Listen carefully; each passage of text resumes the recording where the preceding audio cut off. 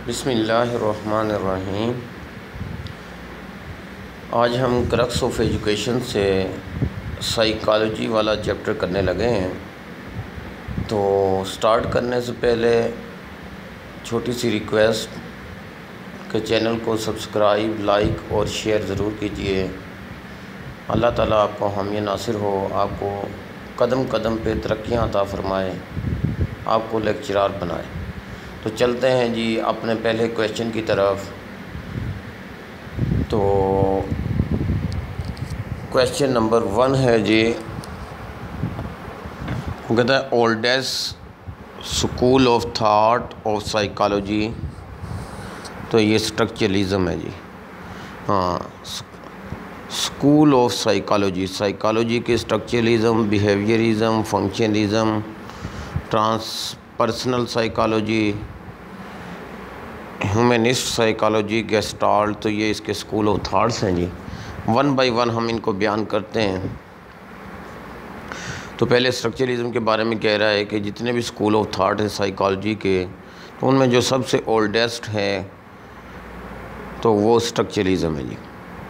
2 में कहता है breaking down mental process into basic component. Mental process को बेसिक कंपोनेंट के अंदर, कीवर्ड कंपोनेंट, यहाँ पे कंपोनेंट में तोड़ना स्ट्रक्चरलिज्म वाले कहते हैं जी। वो के दिमाग के टुकड़े कर देते हैं कि हर टुकड़े का अपना काम होता है, हर हिस्से का अपना, हर पार्ट का दिमाग का अपना हिस्सा होता है। तो ये स्ट्रक्चरलिज्म वाले कहते हैं कि हर पार्ट अपना अलग काम सर अंजाम देता है। 3 में कहता है psychology is the study of structure of mind. हाँ, स्ट्रक्चर ऑफ माइंड कीवर्ड है यहाँ पे, स्ट्रक्चर ऑफ माइंड स्ट्रक्चरलिज्म वाले कहते हैं जी। टिंचर विलियम वुंडट बिलोंग टू, तो ये स्ट्रक्चरलिज्म से बिलोंग करते हैं। 5 में कहता है analysis of component of conscious is done. Component फिर आ गया, कंपोनेंट ऑफ कॉन्शियस, स्ट्रक्चरलिज्म। 6 में कहता है मेथड यूज इन स्ट्रक्चरलिज्म, ये इंट्रोस्पेक्शन है जी। 7 में कहता है analysis of own behaviour when expose to different stimuli. तो इंट्रोस्पेक्शन है जी, ऑन बिहेवियर डिफरेंट स्टिमुलाई। हाँ, एनालिसिस, यहाँ पे की वर्ड एनालिसिस। एनालिसिस का मतलब तोड़ देना, तोड़ के चेक करना, टुकड़ों में बांट के चेक करना। तो एनालिसिस ऑफ बिहेवियर स्ट्रक्चरलिज्म वाले कहते हैं जी। सॉरी, स्ट्रक्चरलिज्म का मेथड बयान कर रहा है। 6 में कहता है method use in structuralism, introspection होता है। और नीचे एनालिसिस ऑफ ओन बिहेवियर, अपने बिहेवियर का खुद एनालिसिस करना। एनालिसिस का मतलब वही तोड़ना होता है, तो ये भी इंट्रोस्पेक्शन आ गया। 8 में कहता है जी introspection was rejected by, introspection reject किया बिहेवियरिज्म वालों ने। हाँ, ये वो गए इन्वायरमेंट को मानते थे, इंट्रोस्पेक्शन को नहीं मानते। 9 में कहता है J.B. Watson said that introspection is unscientific. Introspection unscientific, इसकी कोई हकीकत नहीं है, साइंटिफिक प्रूव नहीं किया जा सकता।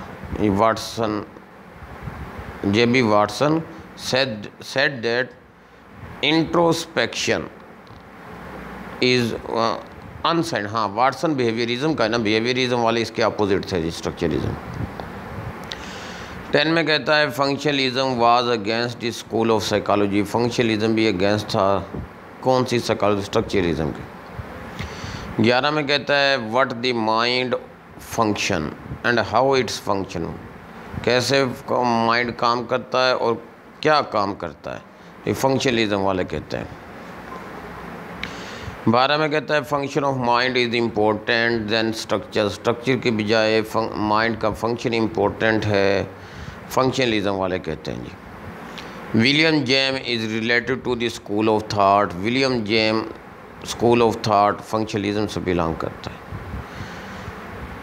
14 में कहता है school of psychology that focuses observable behaviour. हाँ, अब बिहेवियरिज्म आ गया जी, ऑब्जर्वेबल बिहेवियर, तो ये बिहेवियरिज्म वाले कहते हैं। 15 में कहता है environment is the sole factor that shape the behaviour. Environment sole factor है, बिहेवियरिज्म वाले कहते हैं। 16 में कहता है इंट्रोड्यूस साइंटिफिक मेथड। हाँ, साइंटिफिक मेथड भी बिहेवियरिज्म वाले अपनाते हैं जी, क्योंकि बिहेवियरिज्म मेजरेबल होता है जी। हाँ, बिहेवियर हमारा मेजरेबल होता है, ऑब्जर्वेबल एंड मेजरेबल।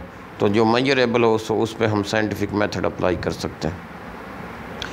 17 में कहता है जी वाटसन, पावलो, स्किनर, ये बिहेवियरिज्म से बिलोंग करते थे जी। ये स्किनर और पावलो वो कुत्ते और चूहे का बिहेवियर सेट करते थे। हाँ, तो बिहेवियरिज्म से बिलोंग करते हैं। 18 में कहता है study of whole behaviour promoted by the school of psychology. Whole behaviour है, स्टडी ऑफ होल गेस्टाल्ट है जी। 19 में कहता है whole is greater than the sum of its part. Whole ज़्यादा अहमियत का हामिल है, गेस्टाल्ट वाले होल, गेस्टाल्ट का मतलब ही होल है। 20 में कहता है मैक्स वर्थमेर, कोफका, कोहलर, लेविन, तो ये गेस्टाल्ट के मानने वाले हैं जी। लर्निंग बाय इनसाइड थ्योरी, इसको भी गेस्टाल्ट कहते हैं जी। ये इनसाइड थ्योरी को गेस्टाल्ट कहते हैं। Gestalt is a German word which mean whole. Gestalt एक जर्मन वर्ड है जिसका मतलब है whole. Psychology theory emphasise free will. हाँ, psychology theory emphasise free will, तो ये फ्री विल की बातें ह्यूमनिस्ट वाले करते थे, मैस्लो साहब ने जो ये पेश की थी। Most optimistic view of human nature related to humanist psychology. Most optimistic view, school of psychology that gives more value to human, जो ह्यूमन को मोर वैल्यू देते हैं, ह्यूमनिस्ट साइकोलॉजी है जी। Maslow, Carl Roger are related to school of psychology, humanist psychology है जी। Maslow, Carl Roger humanist psychology से belong करते हैं। 27 में कहता है the founder of humanist approach. Humanist approach का अब्बा मैस्लो है जी। Kind of therapy developed by Freud. Freud ने जो थेरापी दी थी वो साइको एनालिसिस थी जी। फ्रूड साइको से बिलोंग करते हैं, इसको फ्रॉड से कर लें। हाँ, फ्रॉडी लोग जो होते हैं वो साइको होते हैं, इस तरीके से इसको याद कर लें कि साइको फ्रॉड ने की है जी। 29 में कहता है ह्यूमन बिहेवियर इंक्लूड कॉन्शियस, सब कॉन्शियस, अनकॉन्शियस। हाँ, कॉन्शियस, सब कॉन्शियस, अनकॉन्शियस, ये साइको एनालिसिस से बिलोंग करते हैं। शऊर, लाशऊर और सब शऊर वगैरह। कहता है other term use for psycho analysis. Psycho analysis के लिए जो दूसरी टर्में इस्तेमाल होती हैं वो साइको डायनेमिक भी है जी। 31 में कहता है central concept of psycho analysis. Psycho analysis का सेंट्रल कंसेप्ट क्या है, वो अनकॉन्शियस माइंड है जी।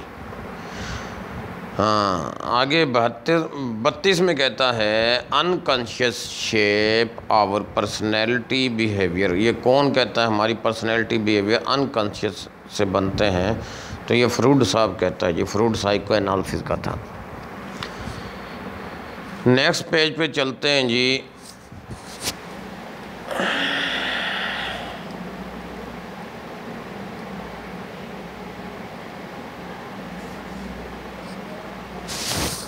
हाँ जी, वो कहता है 33 नंबर पे founder of psycho dynamic psychology. Psycho dynamic psychology का अब्बा जो है, फाउंडर बानी जो है, सिगमंड फ्रूड है साइको का जी। 34 में कहता है how we think and feel in altered state of awareness, तो ये ट्रांसपर्सनल साइकोलॉजी है जी। Altered state of awareness, transpersonal psychology.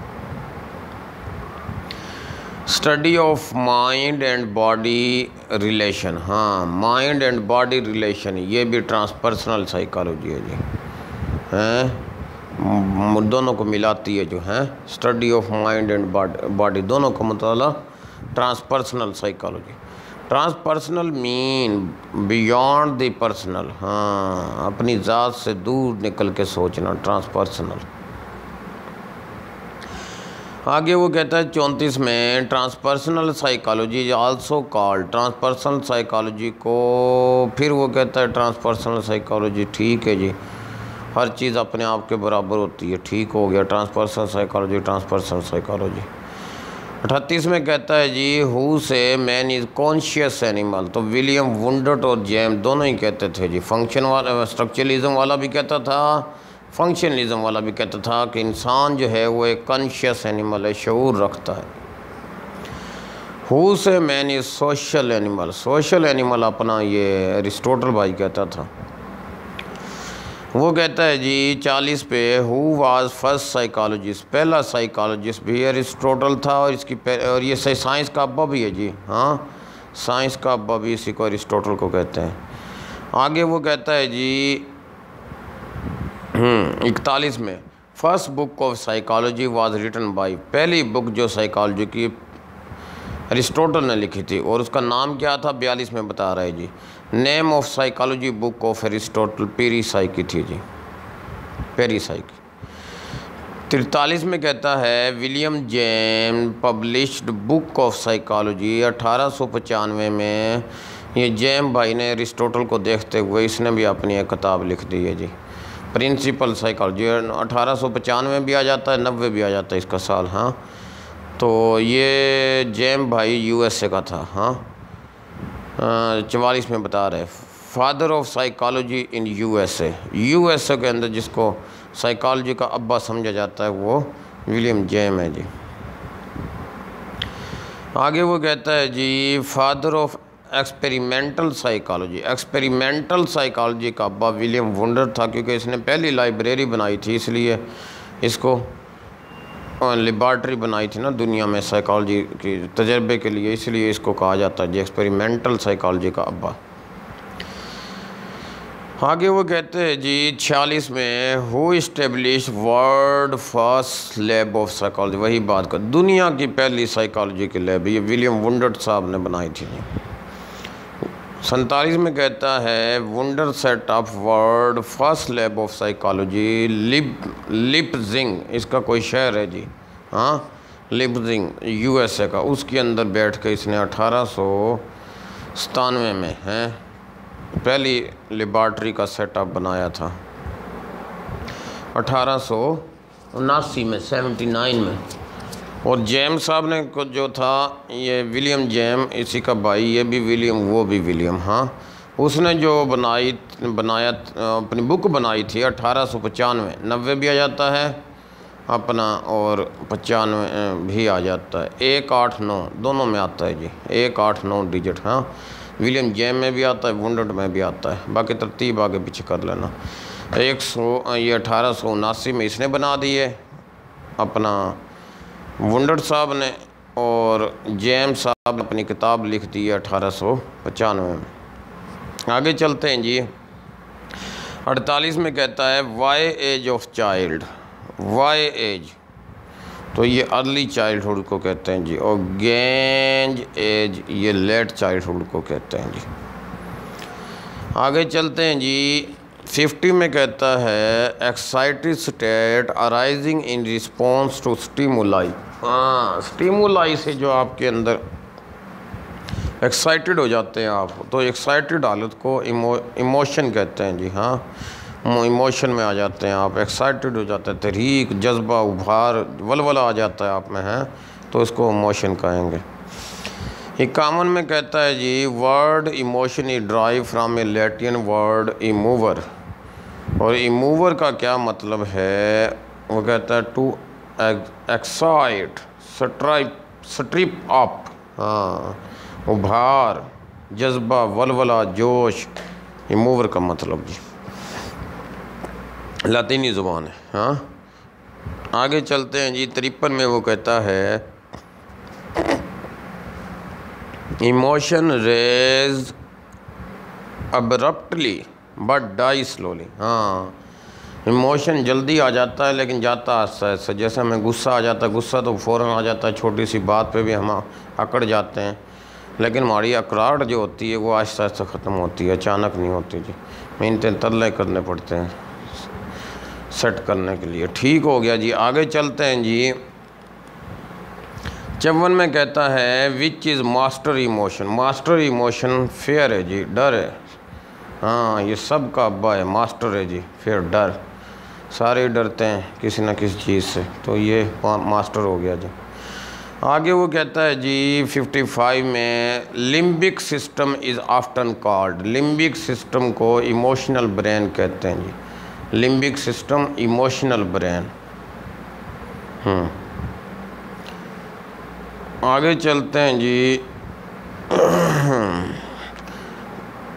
56 है जी, वो कहता है basic born emotion, basic born emotion love fear है जी, हैं इसमें फेयर मास्टर है। आगे वो कहता है जी 57 first emotional expression appear in infant, हाँ बचपन में दूध पीने वाली हालत में, हाँ फर्स्ट इमोशनल एक्सप्रेशन उस वक्त जो हमारे एक्सप्रेशन होते हैं उसको जर्नल एक्साइटमेंट कहते हैं, हाँ जर्नल एक्सप्रेशन या जर्नल एक्साइटमेंट कहेंगे। 58 में कहता है emotional style one display in response to event, हाँ किसी वाक़ये, किसी मंज़र के, किसी हालत के जवाब में जो हमारी स्टाइल हो जाती है इमोशन को, उसको टेम्परामेंट कहते हैं जी। क्या कहते हैं? Tempera emotional style one display जो जाहिर करता है इन रिस्पॉन्स टू इवेंट, किसी इवेंट पे, तो इसको टेम्परामेंट कहेंगे, टेम्परामेंट। जिस तरह गुस्से में अचानक आ जाता है, हम कहते हैं भाई बड़ा टेम्परेचर में आया हुआ है, बड़ा गर्म होया पिया है, टेम्परामेंट। आगे वो कहता है जी 59 में an emotion bond to particular person, emotion bond to particular person, इसको अटैचमेंट कहते हैं। Emotion bond to particular person, किसी ख़ास बंदे का है, ख़ास बंदे का इमोशन। हर बंदे का इमोशन अलहदा होता है, हर बंदा अपने स्वभाव का होता है। हम कहते हैं जी उनका स्वभाव ही साढ़े नाल नहीं मिलता जी, हैं हर बंदा उसका, तो इसको अटैचमेंट कहेंगे। इमोशन हर किसी की अपनी अटैचमेंट होती है जी।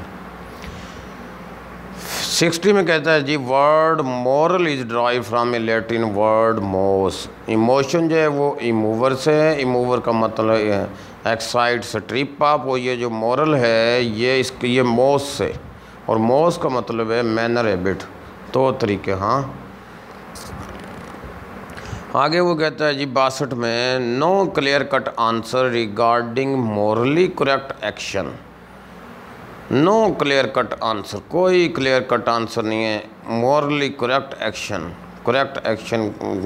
पे, तो इसको मोरल डायलीमा कहेंगे। मोरल डायलीमा, मोरल बीमारी है जी कोई, हाँ मोरल डायलीमा होगी। नो क्लियर कट आंसर, जब आपके पास कोई क्लियर कट आंसर नहीं होता, मोरल डायलीमा।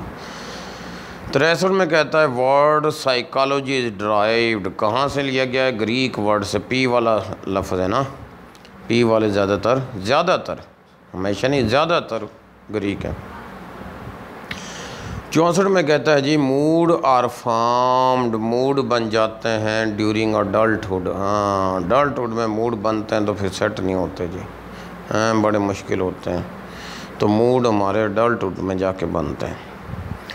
65 में कहता है inborn automatic response to stimuli, हाँ inborn automatic response to stimuli, stimuli इसमें खुद ब खुद ऑटोमेटिक रिस्पॉन्स हो जाना, रिफ्लेक्सिस कहलाता है। जैसे अचानक कोई सुई काट ले, तवे के हाथ लग जाए हैं गरम गरम, तो अचानक पीछे होता है, तो इस तरह की हालत जो होती है जिसमें इनबोर्न ऑटोमेटिक रिस्पॉन्स होता है, फौरन रिस्पॉन्स होता है, तो ये रिफ्लेक्सिस। 66 में कहता है जी people of same age and status are called peer, हाँ एक जैसे एज और एक जैसी हालत वाले साथ हम उम्र होते हैं जी, हम उम्र को पीर कहते हैं। चलते हैं जी नेक्स्ट पेज की तरफ।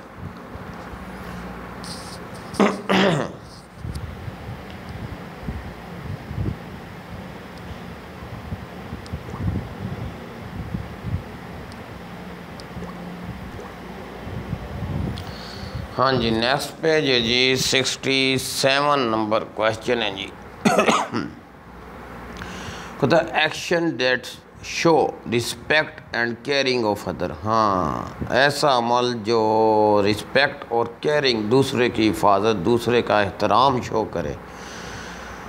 प्रो सोशल बिहेवियर कहेंगे, प्रो सोशल बिहेवियर। हाँ जी, दूसरों का है प्रो सोशल। आगे चलते हैं जी। Tendency to analyse on thought, अपने थाट क्या तजिया करने की सलाहियत को रिफ्लेक्टिविटी कहते हैं जी। On that, reflectivity. आगे कहता है जी person become capable for reproduction at stage, puberty की हालत में रिप्रोडक्शन के काबिल हो जाता है जी बंदा। 70 में कहता है unconditional love foster congruent self concept का सेड कार्ल रोजर भाई कहता है जी। हाँ, कि अनकंडीशनल लव जो होता है नशर सेल्फ कंसेप्ट के मुताबिक नशरमा पाता है। अनकंडीशनल लव, बगैर शर्त के लव करना है, तो ये कार्ल रोजर साहब कहता है। इसका एक और भी बड़ा मशहूर वो है कि अगर बचपन में लव ना मिले तो बड़ा होकर बंदा लव की ख्वाहिश करता है, तो इसको ये भी कार्ल रोजर साहब ने कहा था। आगे कहते हैं 71 में founder of client centre therapy, client centre therapy का जो बानी है क्लाइंट सेंटर, ये कार्ल रोजर है जी। हाँ, सी से क्लाइंट, सी से कार्ल। इसको पर्सन सेंटर थेरापी भी कहते हैं। 72 नंबर पे कहता है attention on measurable and observable, measurable और ऑब्जर्वेबल बिहेवियरिज्म होता है जी, बिहेवियर होता है आपका। फाउंडर ऑफ बिहेवियरिज्म, बिहेवियरिज्म का जो अब्बा है जे.बी. वाटसन है जी। आगे कहता है behaviourist say that behaviour is controlled by environment. हाँ, बिहेवियरिज्म वाले कहते थे बिहेवियर इन्वायरमेंट कंट्रोल करता है, माहौल आपका। 75 में कहता है Roger said that important in problem solving client है जी। हाँ, प्रॉब्लम सॉल्विंग में जो इम्पोर्टेंट क्लाइंट कार्ल रोजर के मुताबिक इम्पोर्टेंट क्लाइंट रहते हैं। हाँ, कहता है नेगेटिव एंड अनप्लेजेंट कंसीक्वेंस, इस ये पुनिशर। हाँ, नेगेटिव टाइप पुनिशमेंट होती है जी। पॉजिटिव नीचे आ गया, पॉजिटिव टाइप जो कंसीक्वेंस होती है वो रीइंफोर्सर होती है जी, रीइंफोर्समेंट। आगे 78 में कहता है रीइंफोर्सर डेट कैन बी टच, जो टच किया जा सके, कंक्रीट रीइंफोर्सर हो गया जी, टच। आगे कहता है जी gesture or sign to communicate positive regard, ये सोशल रीइंफोर्सर है जी। गेस्चर आर साइन, अलामात या symbol to communicate positive regard. हाँ, टच के बजाय आप सिंबल इस्तेमाल करें तो सोशल हो गया, और टच इस्तेमाल करें तो कंक्रीट हो गया जी। आगे चलते हैं जी। वो कहता है 80 में opportunity to engage in favourite activity. हाँ, अपॉर्चुनिटी होना to engage in favourite activity की, तो ये एक्टिविटी रीइंफोर्सर हो गया जी। यह कहता है प्रोसेस ऑफ सेल्फ प्रेज, अपनी तारीफ खुद ही करना, एंड मोटिवेशन, तो इसको सेल्फ रीइंफोर्समेंट करें। दोबारा पढ़ते हैं इसको 78 से, उससे ऊपर 78 से पता है ऐसा रीइंफोर्सर जो टच किया जा सके, कंक्रीट गेस्चर साइन वाला जो रीइंफोर्सर होगा वो सोशल होगा जी, गेस्चर साइन वाला। अपॉर्चुनिटी टू इंगेज वाला एक्टिव होगा जी, इंगेज इन फेवरेट एक्टिविटी, खुद स्टेम में भी एक्टिविटी आ गया तो ये एक्टिव होगा, और सेल्फ अप्रेजल तो सेल्फ आ गया तो सेल्फ रीइंफोर्सर होगा। 82 में कहता है voluntary goal directed behaviour of a person. हाँ, ऐसा बिहेवियर किसका कोई ना कोई गोल हो तो इसको ऑपरेंट बिहेवियर कहेंगे। ऑपरेंट बिहेवियर, गोल वाले, गोल में भी ओ आता है और ऑपरेंट में भी ओ खड़ा है, तो गोल वाला ओ होगा, ओ है ऑपरेंट बिहेवियर। 83 में कहता है पुनिशिंग रिवार्डिंग होल क्लास, पूरी क्लास को ही आप रिवार्ड दे रहे हैं या उसको सज़ा दे रहे हैं, तो ये ग्रुप कंसीक्वेंस हो जाएगा जी। पूरी क्लास को ग्रुप होता है ना। आगे कहता है 84 में type of reinforcing properties for primary reinforcer, primary biological होती हैं जी। And type of reinforcing properties of secondary, secondary acquired होती हैं जी। हाँ, हमारी ख्वाहिशात। प्राइमरी तो हमारी बुनियादी होगी जो हमारी ज़िंदा रहने के लिए ज़रूरी है, और सेकेंडरी होगी जो हमारी ख्वाहिशात, तमन्नाएँ को पूरी करने के लिए। और तमन्नाएँ कभी पूरी नहीं होती जी। हाँ, कब्र में आखिर में जाके जन्नत में जाके पूरी होंगी जी। तो सेकेंडरी तो वो हमारी जन्नत वाली सेकेंडरी लाइफ है, बाद वाली ये पहले वाली ये होगी लाइफ, अगली वो होगी। तो अगली एक्वायर्ड है जी, जहाँ पे हमें हर चीज़ एक्वायर्ड होगी। 86 में कहता है rate of response in positive री इन्फोर्समेंट। हाँ, रेट ऑफ रिस्पॉन्स पॉजिटिव में आपका जो रिस्पॉन्स होगा इंक्रीज़ होगा। अगर आप पॉजिटिव बिहेवियर रखते हैं तो आपका हर चीज़ इंक्रीज़ होगी जी। हाँ, और रेट ऑफ रिस्पॉन्स जवाब आपका इन नेगेटिव में डिक्रीज़ होगा। जब आपका डर का सामना होगा, नेगेटिव होगा, सज़ाएँ होंगी, तो फिर बच्चे भी नहीं बोलेंगे जी, डिक्रीज़ हो जाएगा। 88 में कहता है री इन्फोर्समेंट डिटरमाइन रिस्पॉन्स एक्यून। हाँ, ऐसा री इन्फोर्समेंट जिसमें रिस्पॉन्स एक्यून हो, हासिल हो रिस्पॉन्स। तो ये स्किनर करता था, जैसे वो चूहे को हासिल होता था अपना खुराक हासिल होती थी ना। तो इधर री इन्फोर्समेंट डिटरमाइन रिस्पॉन्स परफॉर्मेंस बंदूरा करता है जी। हाँ, बंदूरा की सोशल लर्निंग थ्योरी है। तो मुआशरे में हम परफॉर्मेंस दिखाते हैं अपनी, तो ये बंदूरा परफॉर्मेंस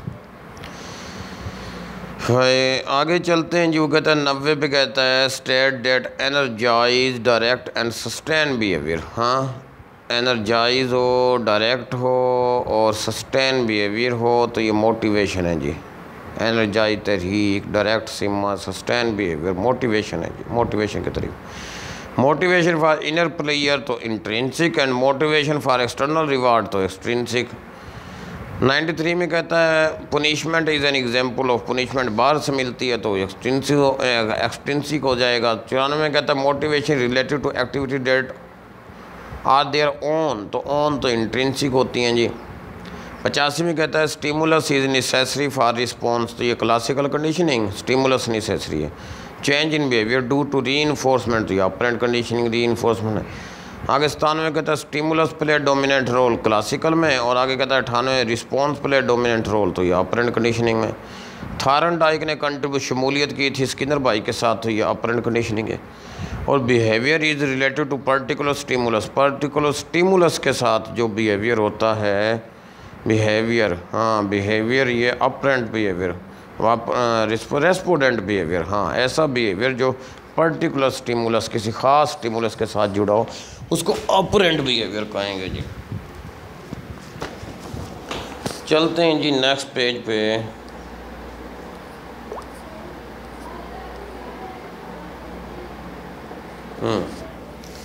अगला पेज है जी, वो कहता है behaviour not clearly related to particular stimulus. हाँ, not clearly related to particular, जो पर्टिकुलर के साथ हो वो रेस्पोंडेंट, और जो ना हो वो ऑपरेंट बिहेवियर। आगे पढ़ते हैं जी।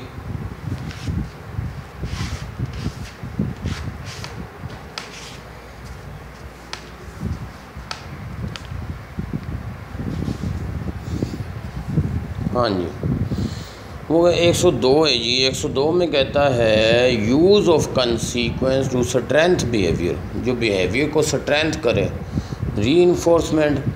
और 103 में कहता है use of consequence to weak behaviour, जो बिहेवियर को वीक करे वो पनिशमेंट। हाँ, कहता है consequence that seriously threaten self esteem. हाँ, हमारे सेल्फ स्टीम को थ्रेटन करने वाला कंसीक्वेंस जो है, इसको साइकोलॉजिकल पनिशमेंट कहेंगे। साइकोलॉजिकल पनिशमेंट जो थ्रेटन करे हमारे सेल्फ स्टीम को, साइकोलॉजिकल पनिशमेंट। आगे कहता है 105 में observable reaction to stimulus. Observable reaction to stimulus, तो ये ऑब्जर्वेबल रिएक्शन स्टिमुलस के अपोजिट, तो ये रिस्पॉन्स होगा जी। मतलब punishment by loss of reinforcement, तो response cost, loss of reinforcement है ये रिस्पॉन्स कास्ट। आगे 107 में कहता है learned response to previously natural stimuli, तो ये कंडीशनड रिस्पॉन्स है जी।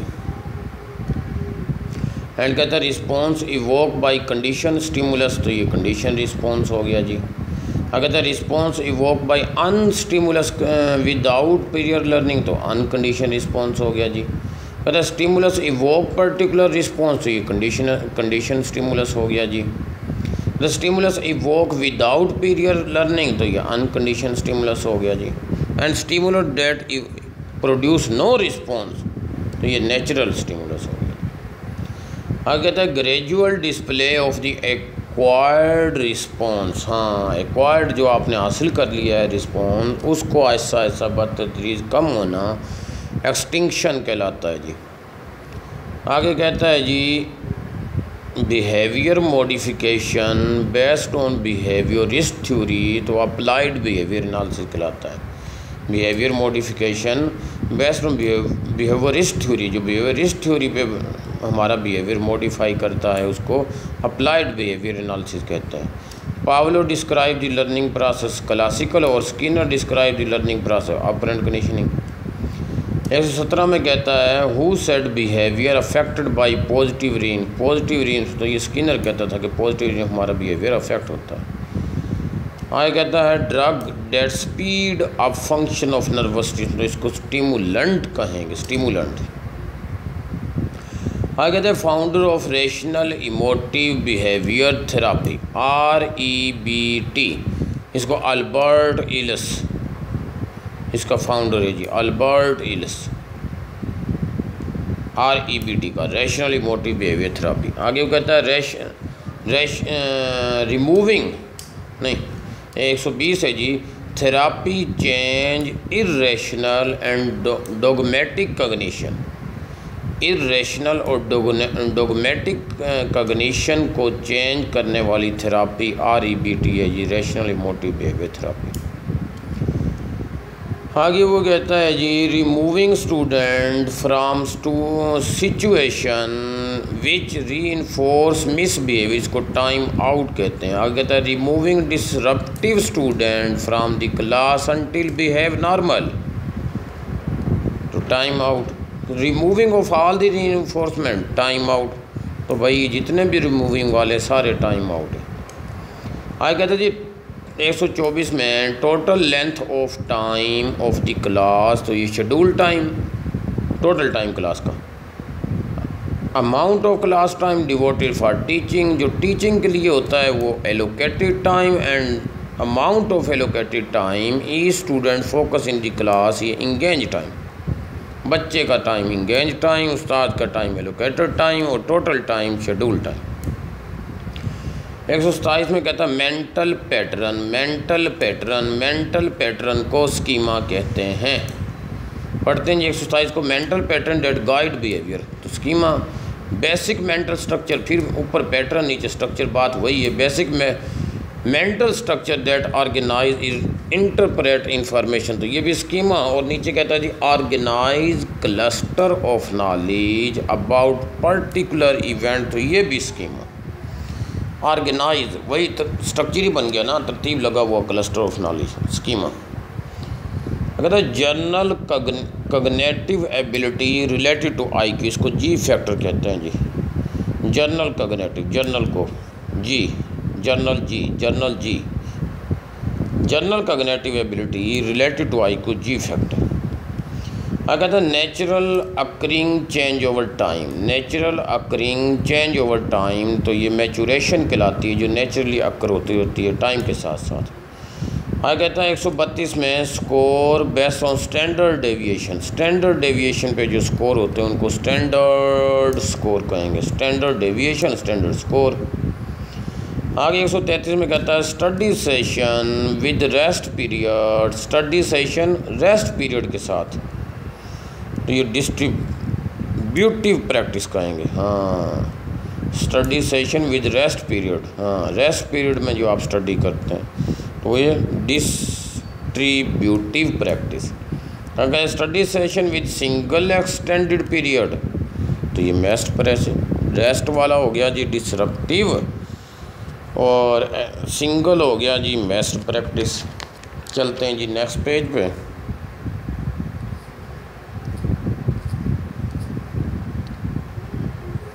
हाँ जी, अगला क्वेश्चन है जी,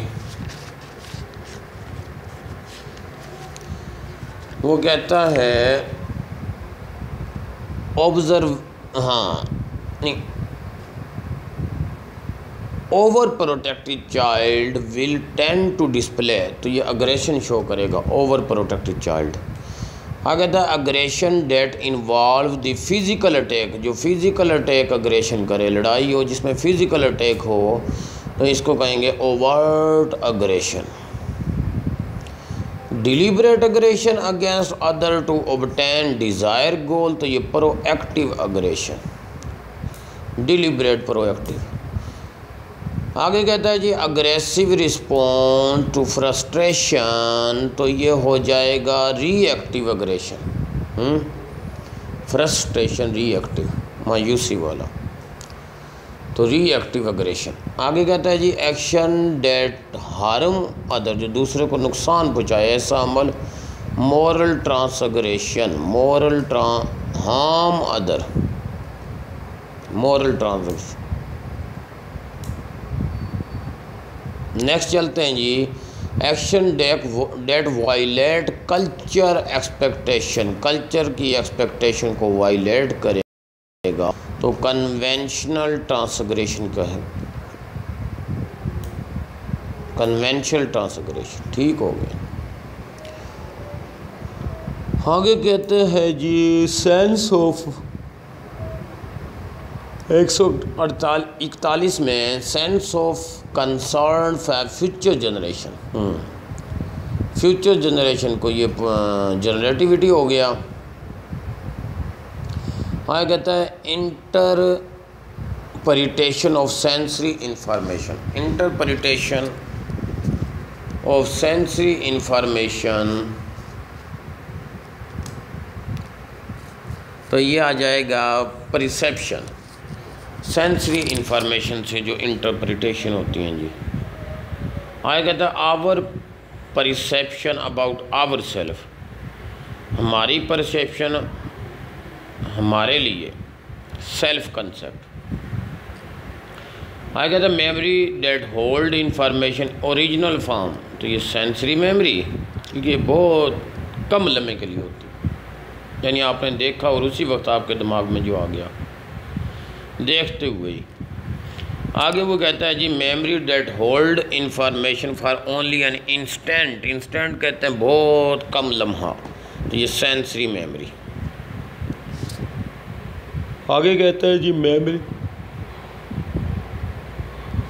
डेट होल्ड,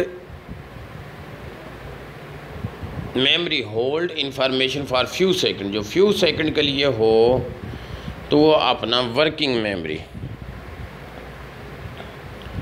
आगे कहता है जी इंफॉर्मेशन यू आर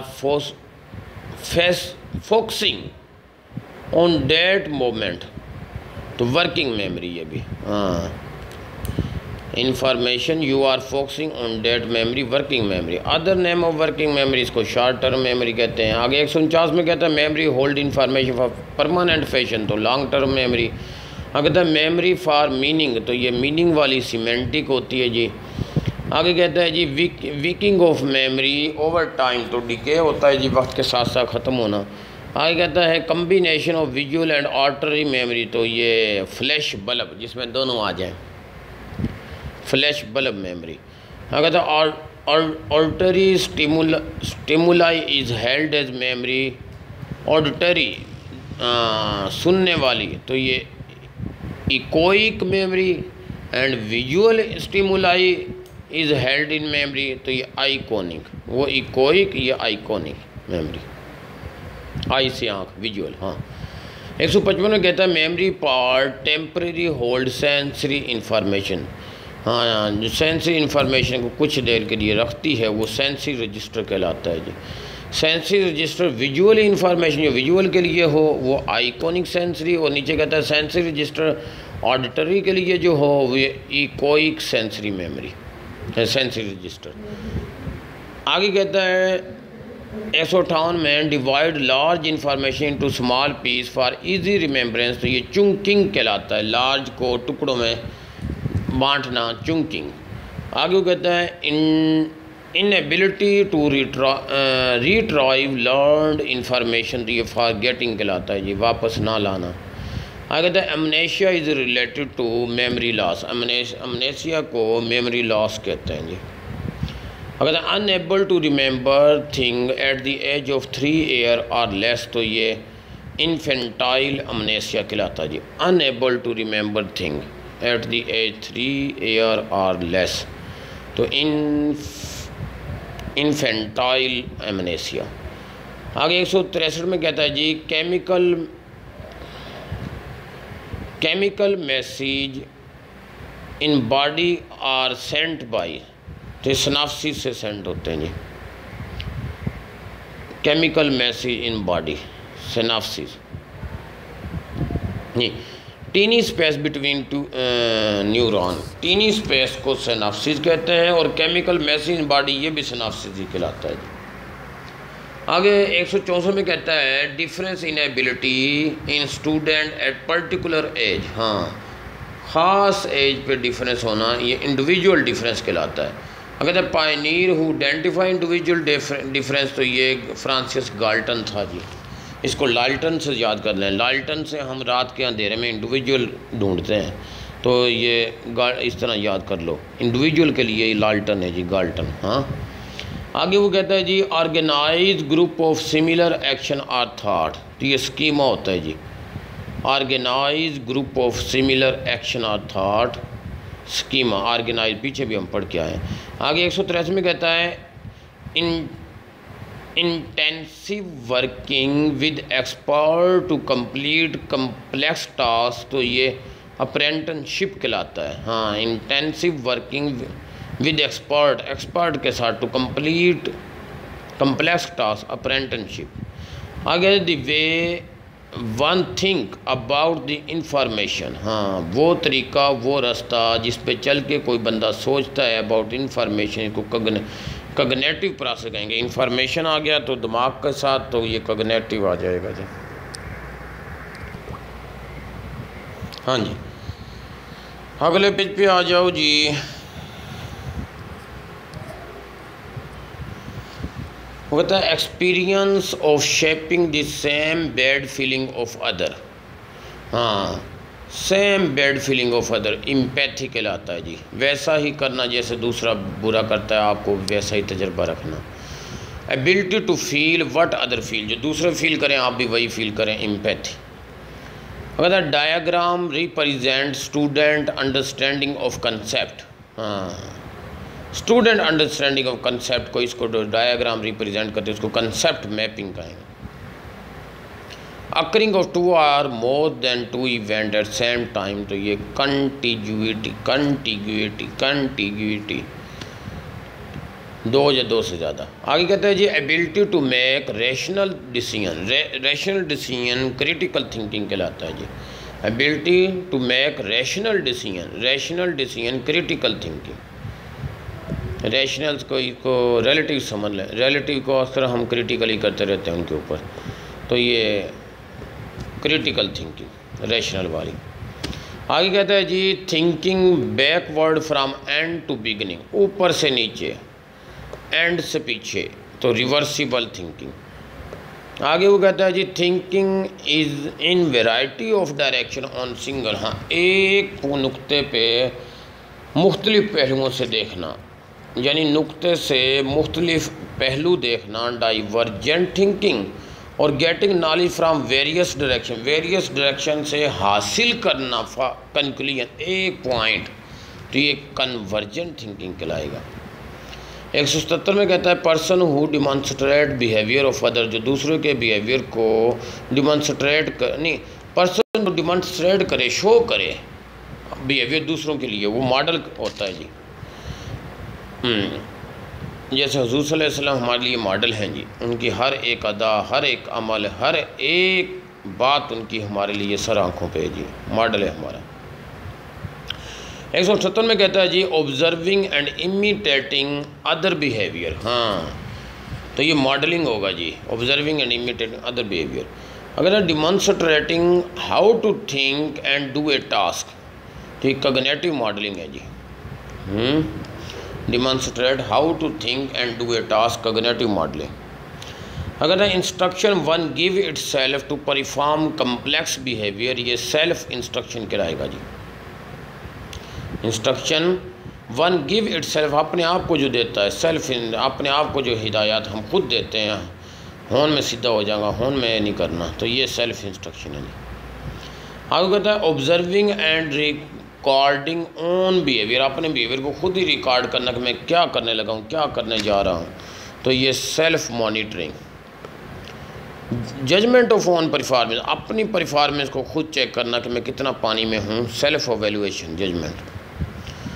183 में कहता है desire for social security, love, respect, तो need for relatedness and desire for friendly relationship, तो friendly need for affiliation, friendly affiliation and desire for acceptance from other, दूसरों से कबूल करवाना, अप्रूवल, नीड फॉर अप्रूवल। कहता है all source that contribute to student learning, तमाम मंबा जो कंट्रीब्यूट करे स्टूडेंट लर्निंग के लिए इंस्ट्रक्शन कहलाते हैं, जिसको इंस्ट्रक्शन कहेंगे। कहता है giving instruction a student experts, बच्चे के मुताबिक, तो एक्सपोजिटरी इंस्ट्रक्शन। और नीचे कहता है beginning with complex problem to basic, हाँ कम्प्लेक्स से बेसिक की तरफ आना, मुश्किल से आसान की तरफ, टॉप डाउन। और beginning with basic to complex, तो बॉटम अप, नीचे से ऊपर। कहते हैं desire outcome of a lesson, तो ये इंस्ट्रक्शन ऑब्जेक्टिव कहलाएंगे, डिज़ायर आउटकम ऑब्जेक्टिव होती हैं, आउटकम ऑब्जेक्टिव। 191 में कहता है desire long term outcome, long term जो होते हैं ये गोल होते हैं जी, इंस्ट्रक्शन गोल। इंस्ट्रक्शन के, अब आप कहेंगे लॉन्ग टर्म तो एम भी होते हैं, लेकिन यहाँ पे लफ्ज़ है आउटकम ऑफ इंस्ट्रक्शन, इंस्ट्रक्शन के जो लॉन्ग टर्म होते हैं वो गोल होते हैं और शॉर्ट टर्म ऑब्जेक्टिव होते हैं जी। आगे कहता है जी knowledge answer what to teach, क्या पढ़ाया जाए, content knowledge and how to teach नीचे आ रहा है, तो ये कैसे पढ़ाया जाए, पेडागोजिकल नॉलेज।